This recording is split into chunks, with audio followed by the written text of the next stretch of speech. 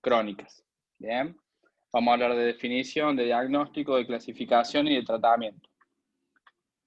Las lesiones ligamentarias de tobillo son una de las consultas más frecuentes por guardia y también son del 15 al 20% de las lesiones deportivas. Esto es importante porque hay un porcentaje no menor, casi del 30% o de hasta el 30%, que pueden o van a tener una mala evolución en cuanto a dolor residual, a inestabilidad, ya sea funcional o inestabilidad crónica, como vamos a ver en un rato. La fisiopatología de las lesiones, básicamente el 85% son lesiones externas, por eso es lo más común de ver por guardia, esguinces laterales de tobillo. Hay un 10% de lesiones sin desmales y hay solamente un 5% de lesiones del complejo medial. Estamos hablando de lesiones aisladas puras, ¿no? No es lesión en contexto de fractura y nada de eso. Lesiones aisladas, esta es la distribución epidemiológica. Vamos a hablar de lesión del complejo lateral. Un repaso breve de anatomía, saber que existen los ligamentos el talofibular anterior, el calcáneo fibular y el posterior, el talofibular posterior. La sindesmosis como parte también de este complejo externo, sobre todo con el as anteroinferior. Y los estabilizadores secundarios, con lo que son los tendones peroneos y también el complejo ligamentario talocalcáneo, bien, dándole estabilidad a la subastragalina. Con respecto al diagnóstico, tenemos anamnesis, examen físico y métodos. La anamnesis, lo importante en el esguince agudo es hablar con el paciente sobre el mecanismo de lesión. La posibilidad o no que tiene de cargar peso nos va a dar una magnitud de la lesión. Y también el famoso crack que los pacientes te dicen que sintieron, que generalmente se relaciona con lesión ligamentaria. En los esguinces crónicos, charlar con el paciente por la cantidad de episodios, el tratamiento que tuvieron esos episodios y la clínica entre los episodios. El examen físico, siempre palpación de los reparos óseos, sobre todo el peroné, la base del quinto y el maleolo. Las maniobras que vamos a ver ahora para evaluar los ligamentos. Y en los casos de lesiones crónicas hay que tener en cuenta sobre todo los casos de retropie varo, que son los que peor evolución pueden tener. El cajón anterior es cuando uno testea el ligamento talofibular anterior o peroneo estragalino anterior. Se hace con el tobillo en una leve flexión plantar y se puede fijar el talón y trasladar la tibia hacia adelante o fijar la tibia y trasladar el talón con todo el astrágalo, digamos, todo el pie hacia adelante. Y el tiltalar, la idea es evaluar si tiene una angulación en valgo el talo, y en este caso lo que se está evaluando es el ligamento talocalcáneo. Peroneo calcáneo. Este es un video en donde se ve cómo las dos formas de hacer el cajón anterior, ya sea fijando la tibia o fijando el pie. Y lo que suele ver es el signo de la succión, que se ve adelante, que es en los casos donde hay una lesión masiva del complejo externo, sobre todo del ligamento peroneo estragalino anterior. Como métodos complementarios, siempre empezamos con radiografías. Para las radiografías debemos conocer, sobre todo en la guardia, los criterios de Ottawa, que tienen una alta sensibilidad para diagnosticar fracturas en las primeras 48 horas. Son el dolor posterior de cualquier maleolo, dolor en la base del quinto, dolor en el tubérculo del escafoides y la imposibilidad de cargar peso o de caminar hasta 4 pasos. Las radiografías con estrés, hoy por hoy, son dolorosas. Las hacíamos mucho en su momento, pero hoy por hoy se saben que no tienen un valor pronóstico y un valor de tratamiento, por lo tanto, no son prácticas que hoy por hoy hagamos de rutina. La resonancia magnética ha tenido un auge en todo lo que es lesiones ligamentarias, sobre todo porque nos da una definición anatómica de la lesión, en este caso según la lesión del ligamento peroneo estragalino anterior.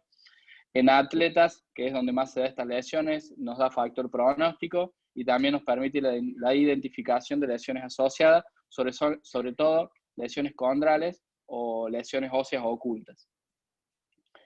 La clasificación, si uno ve, hay muchas clasificaciones. Esto aparece en el libro del Mann.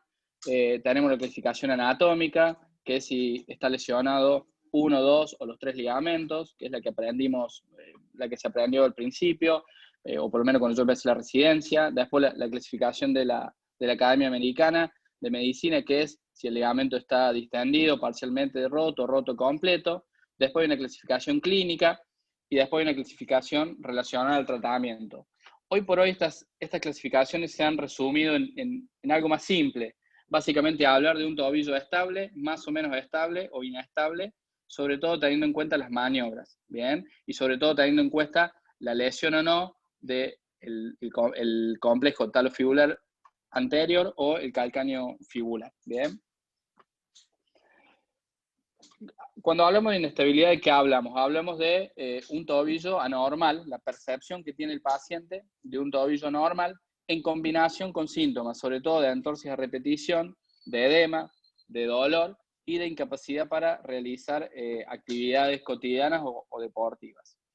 La inestabilidad puede ser funcional, o sea, puede ser que haya una sensación subjetiva sin una evidencia clínica o radiológica de lesión, y generalmente se deben a una mala propiocepción, falta de control neuromuscular, falta de fuerza o mal control, que generalmente esto se puede trabajar, se puede corregir bien con un buen plan de fisioterapia. Y la inestabilidad mecánica es cuando hay una evidencia radiológica o clínica de inestabilidad, ¿bien? Que son las que habitualmente llegan a un tratamiento quirúrgico. Hablando de tratamiento, como dijimos, tenemos dos escenarios. Tenemos la inestabilidad aguda o la lesión aguda y la lesión crónica, y además vamos a ver cuáles son situaciones que consideramos especiales. Con respecto a la inestabilidad aguda, hoy por hoy el consenso es el tratamiento conservador, independientemente del grado de lesión ligamentaria. La mayoría puede ser tratado de forma conservadora con buen pronóstico. Las medidas antiinflamatorias iniciales hasta el quinto o sexto día son bastante efectivas. Siempre, hoy por hoy, se va a sugerir un tratamiento funcional por sobre una inmovilización. Hoy nos van a ver que indicamos mucho menos yesos, ni hablar, casi nunca. Yo cuando estaba en primer año enyesábamos muchos esguinces, hoy prácticamente ninguno, a lo sumo una bota Walker. Esto da una mejor calidad en la reparación y tienen un retorno, vamos a decir, deportivo de 4 o 6 semanas, dependiendo un poco la magnitud de la lesión. ¿La cirugía tiene lugar en la inestabilidad aguda? La verdad que en nuestra escuela, o por lo menos nuestro criterio, hoy por hoy no. Hoy por hoy todas las inestabilidades las tratamos de forma conservadora, inestabilidades agudas. ¿Cuándo uno puede tener el lugar para la cirugía? Bueno, en atletas de alto rendimiento, las lesiones inestables pueden ser tratadas con cirugía. Hoy se sabe que las reparaciones ligamentarias son procedimientos bastante seguros y la cirugía nos da la posibilidad de tratar lesiones asociadas, ya sea lesiones condrales, lesiones de los peroneos, otras lesiones ligamentarias. Pero bueno, como la cirugía, vamos a decir, se puede complicar, uno tiene que charlar muy bien con el paciente y básicamente mostrarle cuáles son los riesgos y beneficios de cada alternativa. El principal riesgo de no operar una esguince es la inestabilidad crónica, ¿bien?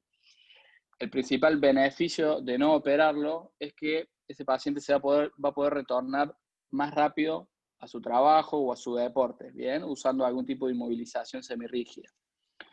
El beneficio más grande de operar un paciente, el riesgo más grande de operar un paciente es que ese paciente va a demorar más en volver a su actividad normal, pero el principal beneficio es que va a tener menos inestabilidades recurrentes.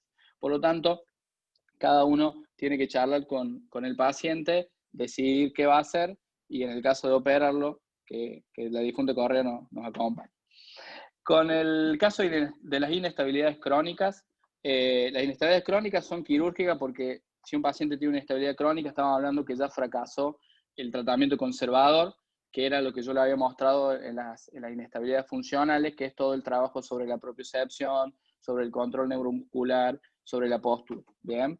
Por lo tanto, en este caso ya tenemos que hablar de reconstrucciones ligamentarias. Las reconstrucciones ligamentarias se dividen en dos grandes grupos: las reconstrucciones no anatómicas, hay varias técnicas, la Evans, la Watson-Jones, la Christmas-Nook, que hoy por hoy no las hacemos, yo no las he visto hacer tampoco. El problema de estas reconstrucciones es que alteran la anatomía, por lo tanto pueden traer debilidad o rigidez y en líneas generales tienen peores resultados. Por lo tanto son cosas que uno que nos han contado, pero que no, por lo menos yo en mi caso no he tenido posibilidad de hacer. Hoy por hoy lo que se prefiere son las reconstrucciones anatómicas. Las reconstrucciones anatómicas, como dice la palabra, mantienen la anatomía ligamentaria, o sea, tratan de restituir, digamos, ese complejo ligamentario externo. Son más simples y la crítica era que podían ser más débiles, pero hoy hay posibilidades de aumentar la solidez del sistema, por lo tanto, se ha ampliado mucho la indicación. La técnica clásica es la técnica de Bostrom, ya descrita hace más de 40 años, que era un acortamiento, imbrincación y reanclaje del complejo anterior y calcáneo peroneo. Luego a esta técnica, Kuhl la modificó y le agregó la adición del retináculo anteroinferior extensor para darle más potencia. Bien, y esta hoy por hoy es la técnica, el gold estándar que manejamos nosotros para inestabilidades crónicas. Algo nuevo o relativamente nuevo es el rol de la artroscopia en estas inestabilidades. Nosotros las inestabilidades, como ustedes nos han visto hacer, las hacemos a cielo abierto, pero la mayoría de los pacientes va con una artroscopia previa. Hoy por hoy se recomienda, ya que podemos hacer una valoración, sobre todo intraarticular, y porque casi todos los pacientes, o el 90% de los pacientes que llegan a una cirugía por una inestabilidad crónica, tienen alguna lesión asociada. La más frecuente es la sinovitis anterior. Puede haber pinzamiento óseo o puede haber, más raro, pero puede haber lesiones condrales. Por lo tanto, hoy por hoy la artroscopia anterior de tobillo por técnica convencional con portal anteromedial y portal anterolateral es de rutina.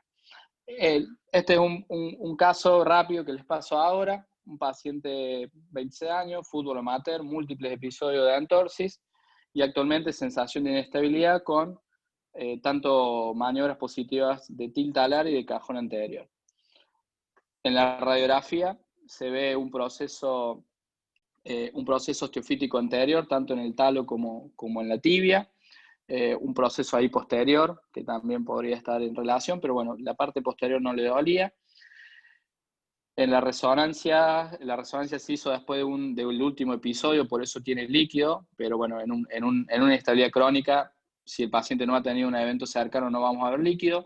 El líquido nos ayuda a ver un poco mejor la lesión. En este caso, si se fijan en el axial, no tiene ligamento, pero no es traíno anterior. Acá en el sagital se ve perfectamente el pico el osteofito tibial, que pedimos una tomografía para verlo con mayor definición, se ve, y también había algunos fragmentos articulares libres. En el caso que este paciente fracasa el tratamiento conservador, tenemos una conducta quirúrgica, comenzamos por la artroscopia para el tratamiento de las lesiones asociadas, en este caso la sinovitis y el pinzamiento, y se termina haciendo después una reconstrucción anatómica. Esto es lo que nos van a ver hacer con el MASU, marcar el paciente antes, tanto el portal anteromedial, el portal anterolateral, el tibial anterior, los extensores, el peroné, y luego por dónde va a ser el abordaje de la reconstrucción, teniendo en cuenta que la principal estructura es el peroneo superficial, que va a pasar lateral al portal anteromedial y medial a la parte más lateral, más medial de la incisión. Esto es la artroscopia, en donde uno primero entra, ve, lo que se ve principalmente es una gran sinovitis, tenemos que hacer una limpieza, y en este caso estamos evaluando el pinzamiento anterior. Con una fresa motorizada se hace el tratamiento del osteofito primero tibial, después astragalino. Acá ya con shaver se termina de sacar todo el resto de la sinovial y se comprueba que no tenga conflicto. Bien. Una vez hecha la parte artroscópica, se pasa a la parte abierta. Acá se ve esa la cara lateral del astrágalo. Esta es la cápsula que se abre. Se preparan estos dos anclas para poner en el peroné. Y luego se hace la sutura. Esta es parte del ligamento y esta es parte del retináculo. En la técnica de Bostrom-Gould se suturan ambas estructuras. Bien, acá se pasan los hilos, como se ve ahí, y se hace el anclaje y queda la cápsula y el retináculo reinserto y devolviéndole la estabilidad. El postoperatorio yeso por 3 semanas y después se pasa un apoyo un walker con apoyo, se empieza a dar fisio, y siempre son pacientes que hasta el segundo mes hay que protegerlos de movimientos de inversión y flexión plantar. Todo el trabajo que se hace es de versión y flexión dorsal, sobre todo fortaleciendo los peroneos. Como yo les dije, había casos especiales, principalmente los pacientes hiperlaxos, donde la calidad del tejido por ahí no es la mejor, pacientes con mala calidad de tejido constitucional o por lesiones previas, pacientes que fueron operados y falló la plástica, y los pacientes con retropié varo o pie cabo, ¿bien? Para los primeros tres escenarios, lo que generalmente uno puede hacer es una aumentación de una técnica convencional. La aumentación implica darle un extra en tema de estabilidad, y tenemos dos alternativas. Se puede hacer con injerto, que puede ser algo injerto o autoinjerto, se puede tomar un recto anterior, un semitendinoso recto interno, en realidad con el recto interno es suficiente, y se hace este pase a través del peroné y se reproduce el talo fibular y el calcáneo fibular. Y eso no lo hemos hecho. Y lo que hacemos habitualmente nosotros es usar un brace interno, que es el famoso internal brace, que lo que hace es, una vez hecha la plástica, se coloca en una posición donde actúa como un freno ante un movimiento anormal del tobillo que pueda romper la plástica antes de que ésta se cicatrice. Por lo tanto, esto da más fuerza a la plástica y permite una rehabilitación precoz. Este es un caso con un internal brace. Primero se hace la sutura del ligamento, y luego por arriba del ligamento queda el tape anclado con dos tornillos, uno el perone y otro el astral. Con respecto al pie cabo, son pies complejos porque tienen un retropié cabo y un medio y un antepié aducto. Generalmente tienen de base un trastorno neurológico con debilidad del peroneo lateral corto, que es uno de los principales estabilizadores dinámicos. Por lo tanto, acá tenemos un pie que pisa en supinación y que además el principal estabilizador eversor lo tiene débil. Por lo tanto, acá habitualmente en los casos de inestabilidades crónicas en un pie cabo tenemos que pensar en la posibilidad de que haya que corregir la deformidad ósea y hacer un rebalanceo muscular. Hay muchos gestos para hacer, básicamente les voy a nombrar los clásicos, que es la osteotomía valguizante del calcáneo, que es para sacarle el varo al retropié, que es la osteotomía de Dwyer, y la osteotomía dorsiflexor del primer metatarsiano, que realmente va asociada a la liberación de la fascia plantar, para sacar lo que sería el cabo anterior del pie. Este es un paciente con un pie cabo, donde se hicieron los dos gestos. Este no es un paciente de inestabilidad, pero quería mostrarle cómo radiográficamente queda. Y la transferencia tendinosa que habitualmente se hace es del peroneo lateral largo al corto. Bueno, como conclusión de lesiones laterales, vamos a decir que es una lesión muy frecuente en deportistas. Hay un 30% que va a tener o que puede tener una mala evolución. El diagnóstico es clínico, nos apoyamos en imágenes para tener un factor pronóstico y de tratamiento.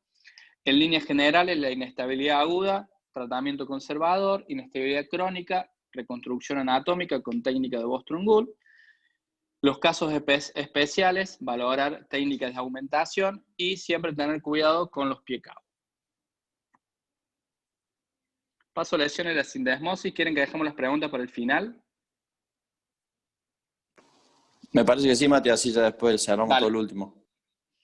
Bueno, el tema de la sindesmosis, más o menos un 10 o un 15% de las lesiones ligamentarias del tobillo, es conocido en la literatura como esguince alto de tobillo, también lo pueden encontrar de esta forma. Puede ir desde lesiones leves, bien, hasta lesiones asociadas a fracturas o luxaciones, y generalmente está asociada a deportes de alto impacto y de alto contacto. La anatomía de la sindesmosis: tenemos el ligamento tibio peroneo anteroinferior, el ligamento interóseo, que es un refuerzo distal de la membrana interósea, y el ligamento tibio peroneo posterior-inferior. Con respecto a la biomecánica, saber que la sindesmosis es una articulación que trabaja en los tres planos, ¿bien? Es una articulación que sufre una traslación lateral, sobre todo cuando el tobillo está en dorsiflexión máxima, y también en la fase de apoyo. La estabilidad está dada principalmente por el ligamento posterior, casi en el 50%, en segundo lugar el ligamento anterior, y el más débil es el interóseo. El mecanismo de lesión generalmente es rotación externa con algún grado de dorsiflexión, que va a generar que el astrágalo genere una extra rotación externa, valga la redundancia, del peroné, lo que va a lesionar las estructuras. En el caso del esquí, si bien no es una actividad de contacto, es una actividad que se ve relativamente frecuente por los golpes en la punta del esquí que llevan una rotación externa. En el esquí es muy frecuente las lesiones del cruzado por el mismo mecanismo.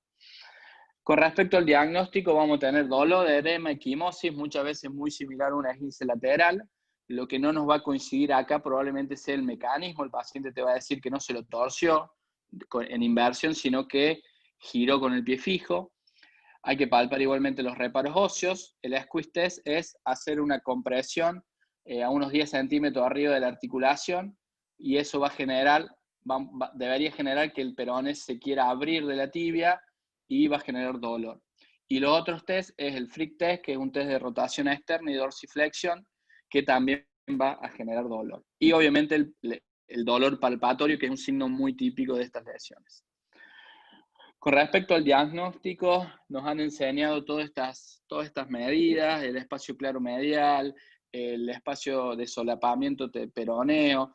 La verdad que hoy por hoy, si bien son útiles y las tenemos que tener en cuenta, son bastante relativas en cuanto a variabilidades anatómicas. Por lo tanto, si bien todos estos espacios y todos estos números hay que tenerlos en la mente, el diagnóstico termina inclinándose mucho por la clínica del paciente. Las radiografías con estrés, acá las hemos usado también, cuando uno tiene una radiografía negativa, pero clínicamente tiene alta sospecha de lesión, se puede hacer, siempre tener en cuenta que son dolorosas y no son del todo fidedignas. La tomografía, en este caso, tiene un grado de uso, porque uno puede medir el gap tibio-peroneo, se puede valorar la traslación anteroposterior del peroné, que en una radiografía no se puede. Podemos ver la anatomía de la incisura tibio-peronea, que esto también por ahí nos ayuda con el tratamiento. Y hay una línea que es una línea de Gifford, que es una línea que nos muestra la rotación externa del peroné. Normalmente esta línea, que se pasa por la cara anterolateral del peroné, debería estar en contacto o a no más de 2 milímetros del tubérculo de tilo. Si se abre la línea es porque hay una rotación externa del peroné, y eso también es un signo de lesión sindesmal. Y esto es algo que en una radiografía obviamente no lo podemos ver. Lo podemos hacer en tomografía o en resonancia, como ven ahí. Y la resonancia, hoy por hoy creo que es el método de elección, tiene alta sensibilidad para el diagnóstico de las lesiones agudas, y además, como venimos diciendo, nos ayuda con las lesiones asociadas. Muchas veces las lesiones sindesmales tienen algún grado de lesión del ligamento deltoideo porque comparten el mismo mecanismo de lesión. Como el ligamento tibio peroneo anteroinferior tiene una dirección oblicua, a veces en el axial horizontal, por así decir, se puede sobreestimar alguna lesión, y cuando se hace oblicuo, uno ve la continuidad del ligamento. Con respecto a la clasificación del MAN es una clasificación un poco compleja. Primero habla de que uno puede tener lesiones congénitas de la sindesmosis o trastornos adquiridos pero no traumáticos. Nosotros nos vamos a quedar con los trastornos traumáticos, principalmente los agudos, en donde tenemos el esguince, la diástasis latente y la diástasis franca. Otra clasificación nueva, que este es un paper del 2019, es una clasificación en resonancia, que habla de grado 1, 2, 3 y 4, según la cantidad de ligamentos lesionados: ligamento anterior, anterior más membrana, anterior membrana y posterior, y en el grado 4 le agrega la lesión del ligamento deltoideo. Con respecto al tratamiento, generalmente de lesiones agudas, el esguince, generalmente hacemos tratamiento sintomático, se hace un apoyo protegido según tolerancia, y generalmente con 6 semanas de tratamiento el paciente va a evolucionar bien. La diástasis leve, o latente, es cuando la radiografía es normal y uno ve una lesión o en la resonancia o en una radiografía por estrés. Generalmente requieren una inmovilización un poco más estricta, ya sea yeso o walker. Tratamos de restringir la carga del peso por el efecto que tiene el astrágalo sobre el peroné, como les dije, en la fase de la marcha, que genera una rotación externa del peroné. Por lo tanto, 3 a 4 semanas sin apoyo y después un apoyo protegido. hay que hacer controles radiográficos para corroborar que la sindesmosis esté reducida y en general después una buena rehabilitación. Y los tipos 3 es cuando ya tenemos de entrada en una radiografía una diástasis franca, lo que habitualmente se hace es una reducción cerrada o abierta en los casos que no se logre cerrada por alguna interposición y se estabiliza, ya sea con tornillos o con una fijación flexible. El tratamiento quirúrgico clásico es la reducción, se estabiliza con una clavija una vez que uno logró la reducción. Recordar que el peroné está posterior a la tibia, por lo tanto la dirección que tiene que tener el tornillo es de unos 30 grados hacia anterior. Se hace el brocado, se coloca habitualmente un tornillo de 3,5 tricortical y en lesiones masivas o lesiones grandes se suele aconsejar un doble tornillo, bien, por encima. El primer tornillo suele ir a 2 centímetros proximal a la superficie articular. La fijación flexible utiliza la misma técnica quirúrgica, digamos. Yo acá les muestro casos nuestros que hemos evolucionado, una lesión pura ligamentaria, un tornillo, una lesión también ligamentaria pura, un tornillo más un endobottom. Ya vamos a hablar un poco de ventaja y desventaja de este tipo de fijaciones. Esta es una lesión un poco más grosera, ya con ligamento deltoideo, 2 tornillos a través de una placa para evitar fractura del peroné y reparación ligamentaria interna. Con respecto a la fijación flexible versus el tornillo, hoy sabemos que el tornillo es barato, es estable, es rígido y generalmente una vez que uno lo apretó no va a dejar una diástasis residual. El problema del tornillo es que en trabajo se ha visto que tiene un alto índice de mala reducción, o sea, la reducción que nosotros hacemos la sindesmosis muchas veces no es la mejor y al poner una fijación rígida no le damos chance al peroné que se acomode. Siempre los retornos deportivos van a ser más alejados. Están los casos de ruptura del material o la necesidad de retiro por dolor. Bien. En cuanto a la fijación flexible, nos va a dar una mejor reducción porque va a permitir que la reducción que nosotros hicimos tenga cierta flexibilidad y el peroné se termine de acomodar. Va a dar un retorno deportivo un poco más rápido. Es muy rara la ruptura del material y habitualmente no necesita retirarse. Pero las desventajas es que es caro, primero en nuestro país, y que al ser dinámico y flexible no da estabilidad multidireccional. Generalmente evita que se abra la sindesmosis, pero no evita que el peroné ascienda en los casos que uno tenga una fractura, supongamos, tipo Maisonneuve, uno puede perder un poco de reducción y puede dejar una diástasis distal. Igualmente en los trabajos, hoy por hoy, la balanza se inclina un poco hacia la fijación flexible, pero cada caso tiene que llevar su análisis. Con respecto a la lesión subaguda o crónica, generalmente la reducción tiene que ser abierta porque habitualmente hay fibrosis interpuesta. Se puede hacer una reconstrucción ligamentaria, reproduciendo el ligamento anterior y posterior con algún injerto, y se estabilizan con tornillos. Y la otra alternativa es la artrodesis, pero hoy por hoy no se recomienda. Como conclusión de las lesiones sindesmales, las lesiones puras siguen siendo subdiagnosticadas, son lesiones que suelen pasar por alto, son más frecuentes en deporte de colisión. El diagnóstico es clínico, principalmente con el dolor palpatorio a nivel del ligamento anterior, tibio fibular, bien digo, el squeeze test o el test de rotación externa. Las imágenes nos ayudan, ya sea radiografías con estrés, resonancia o tomografía. La artroscopía, no nombré mucho en tratamiento, pero hoy tiene un rol diagnóstico y terapéutico. Y el tratamiento, lesiones estables, tratamiento conservador, lesiones inestables puras o lesiones en contexto de fractura, se operan. Cada uno después elegirá si va a hacer una fijación flexible o rígida.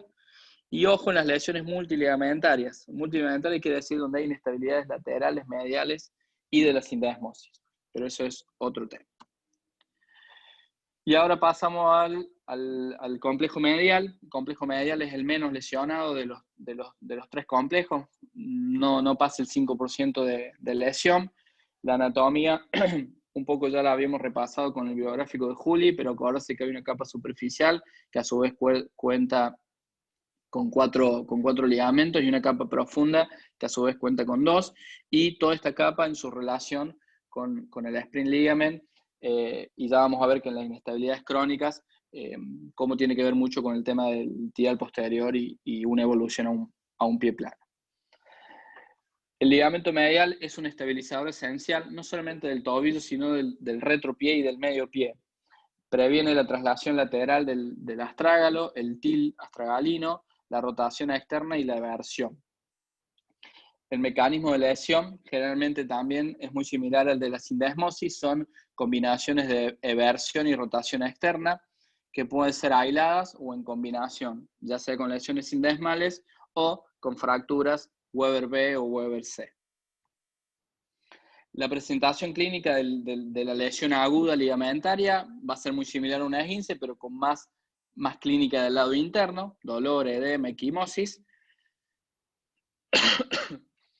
Y en los casos de la inestabilidad crónica, ya vamos a tener signos de inestabilidad, los que los americanos hablan el giving way, que es sensación de que el tobillo se va, dolor medial, imposibilidad de hacer marchas o caminatas o deportes, inflamación medial. Vamos a poder notar en algunos casos que los pacientes empiezan a desarrollar un retropié valgo asimétrico y con test, ya sea de rotación externa o de eversión, positivos. Con respecto al diagnóstico, radiografía, si en carga es posible mejor, anteroposterior, lateral, mortaja, y acá la alineación del retropié, como dije, es importante, por lo tanto en los casos crónicos debemos agregar visiones de Salzman. La resonancia evalúa lesiones asociadas y también nos puede discriminar si hay lesiones del complejo superficial, profundo o de ambos. Y el ultrasonido en estos casos tiene alta sensibilidad para la detección de lesiones, permite maniobras con estrés, pero obviamente, como sabemos, es operador dependiente. Este es un paper donde hablaba de cómo ver cada ligamento, en dónde se veía mejor, cuáles eran las características. Sobre todo uno, en este caso, puede diferenciar el tibio talar superior con el tibio talar posterior profundo, por ejemplo. Hoy por hoy las inestabilidades mediales son de diagnóstico artroscópico. Es más difícil diagnosticar una inestabilidad medial que una inestabilidad lateral solamente con la clínica. Lo que uno puede ver en el caso de la derecha es un paciente que tiene una lesión sindesmal y ligamentaria. Podemos ver cómo el palpador, que tiene unos 4 o 5 milímetros, entra, vamos a decir, por el lado del mango. Eso ya nos habla de una diástasis y además podemos recorrer el malleolo medial y lo vamos a ver todo denudado. Y en los casos de inestabilidad crónica podemos hacer maniobras de til talar y vamos a ver cómo la gotera medial se abre. La clasificación de la inestabilidad crónica medial es una clasificación bastante subjetiva, digamos, habla de todos estos signos que yo le dije, la inestabilidad, el valgo del retropié, el dolor medial, el dolor anterolateral, si tienen una disfunción del tibial posterior y si la deformidad es flexible o no. Todo esto obviamente va de menos a más, de un grado 1 a un grado 4. Pero bueno, es una clasificación un poco difícil de homogeneizar, me parece. También hay clasificaciones artroscópicas, igual, medias complejas, no tienen mucha validez, creo que clínica o terapéutica. El tratamiento hoy por hoy, vamos a hablar del tratamiento en los casos de lesión aguda, que como dijimos puede ser aislada o asociada, ya sea a lesión sindesmal o a fractura, y en los casos de inestabilidad crónica. Generalmente la inestabilidad aislada aguda, tanto grado 1, grado 2 o incluso grado 3 en pacientes que no sean deportistas, puede ser de tratamiento conservador. O sea, si nosotros tenemos un complejo ligamentario sindesmal y lateral sano y solamente tenemos lesión del ligamento deltoideo, podemos considerar un tratamiento conservador con inmovilización inicial y luego fisioterapia. ¿En quiénes podemos considerar un tratamiento quirúrgico en agudo? Bueno, como siempre, el atleta por ahí requiere una evaluación un poco más profunda, en los casos que haya lesiones articulares asociadas, y como venimos viendo, siempre se comienza por la artroscopía y luego una técnica de reparación, que la mayoría de las veces es por sutura directa o por reanclaje. En los casos crónicos hay que valorar, como le dije, la parte ligamentaria interna, el sprint ligament y el tendón tibial posterior, ya que en los casos que uno vaya a operar pacientes pueda haber una tasa de recidiva y uno tenga que hacer algún tipo de aumentación, ya sea por transferencia tendinosa o por osteotomía de calcáneo. La ruptura asociada a lesión sindesmal, esta artroscopia es del mismo paciente que le mostré recién, nada más que acá estamos evaluando la sindesmosis, como tiene una lesión completa, como uno casi con el artroscopio se puede meter en la incisura tibio-peronea y cómo el astrágalo se va hacia lateral. También en grados iniciales podemos hacer un tratamiento conservador y en grados avanzados un tratamiento quirúrgico, tanto de la lesión sindesmal como de la lesión deltoidea. Los casos de inestabilidad medial crónica, uno puede tratarlo con forma conservadora. Van a ver que es un tratamiento muy similar al del pie plano. Fisioterapia, fortalecimiento de los inversores, plantillas con realce medial, con sostén del arco o incluso brace u ortesis.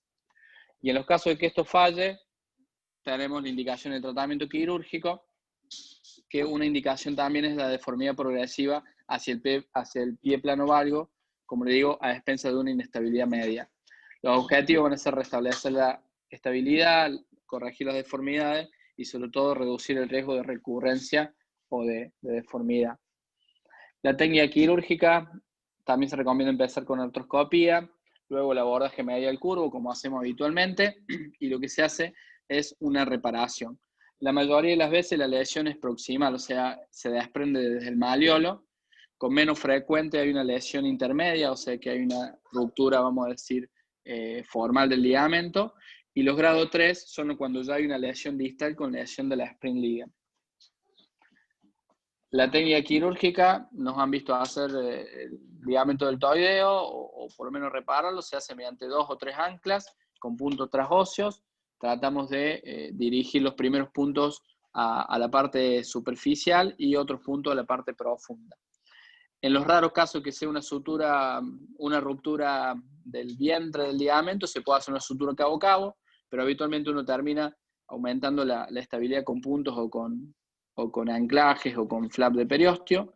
Y en los casos 3, donde ya hay una lesión del sprint, se aconseja también una reparación del mismo. Esta es una técnica que le pasó Alberto Macklin al Masu. Es una técnica que usan ellos, que nos han visto hacerla, perdón. Lo que hace esta técnica es colocar un anclaje en el astrágalo, hacer con una clavija 2 puntos transóseos y recuperar esos puntos a través del hueso y hacer un anclaje. Bien. Ahí está el arpón puesto en el astrágalo. Estos son los hilos que después se recuperan a través del hueso, a través de esas perforaciones que hicimos con la clavija. Se reduce, se traba el astrágalo con una clavija y luego se hace la sutura. Esto funciona, vamos a decir, como una especie de brace interno porque no está agarrando ligamento, pero permite, vamos a decir, proteger la reparación ligamentaria que uno después termine haciendo.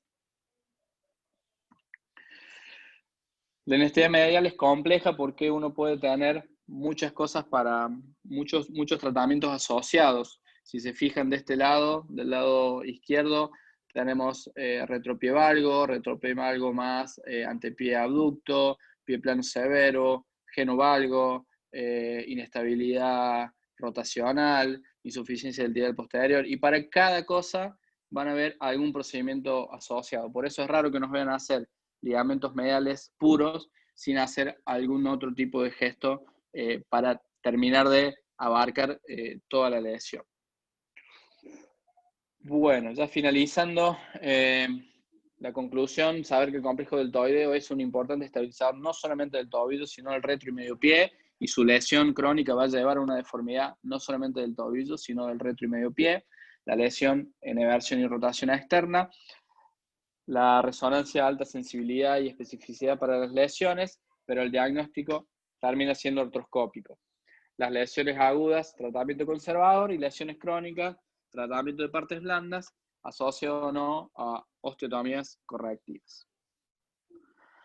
Bueno, creo que la di en 1 hora, en 40 minutos, 50 minutos.